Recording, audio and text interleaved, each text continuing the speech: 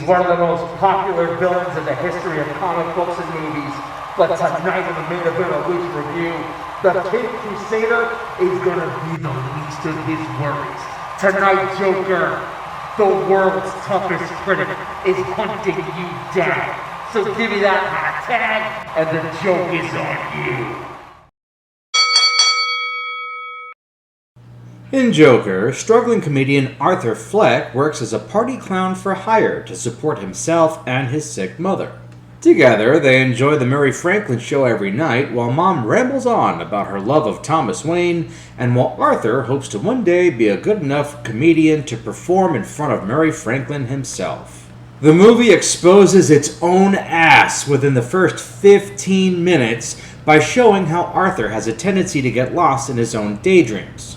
Gee, you don't think this movie is going to insult our intelligence by exposing the whole story being in his head, do you? Nah, that's fucking crazy, even for Joker. Let's move on. Arthur suffers from a condition that causes lengthy bouts of uncontrollable laughter at inappropriate times. And according to the Cleveland Clinic, this is a real condition known as PBA, and it creates a series of awkward moments for Arthur, like the night he finally gets a shot at stand-up and bombs miserably on stage. PBA has no connection to random outbursts of Tai Chi, however, or of delusions of alternate realities where both Arthur and his mother seem to be living. Because Mom's love of Thomas Wayne stems from an affair she claims to have had with him while working at Wayne Manor, and she insists that Thomas Wayne is Arthur's father. Meanwhile, Arthur enjoys a relationship that doesn't exist with his neighbor down the hall. After being fired for bringing a gun to a job at a children's hospital, the truth comes out. Arthur learns he was adopted by his mother, who turned out to be a mentally imbalanced drug addict. And his girlfriend down the hall? She's just about as dumb as he is, leaving her door unlocked in a rotten neighborhood while her child is sleeping. Still, the plot thickens when she struggles to remember his name, solidifying that the relationship only existed in his head. Arthur reaches his boiling point and breaks out into a murderous rage. Now that the movie has finally gotten good, Warner Brothers fucks us one more time by telling us it was all just a dream. Or was it?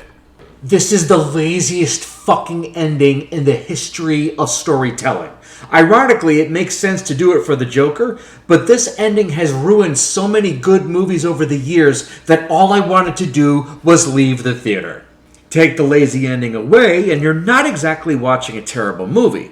Thing is, I liked it better when it was called Falling Down, and not for nothing, Falling Down had better comic relief.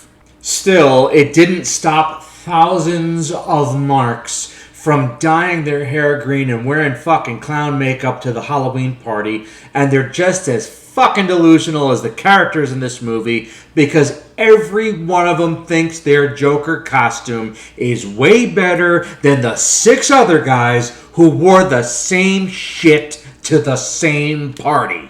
The only way to make this worse is to make a 3-hour Lady Gaga music video with Joker dancing around, which is exactly what Warner Brothers thought was best for the sequel. Fans hated it, but I tell you what, Police, get what you fucking deserve! Because the first movie is a fucking jobber. Brace yourself, folks, because the most annoying couples you know will all be dressed as Joker and Harley Quinn next week. Mark my words. Subscription is free. And be sure to share this video and treat yourself to some Lucha Review swag at my Redbubble store.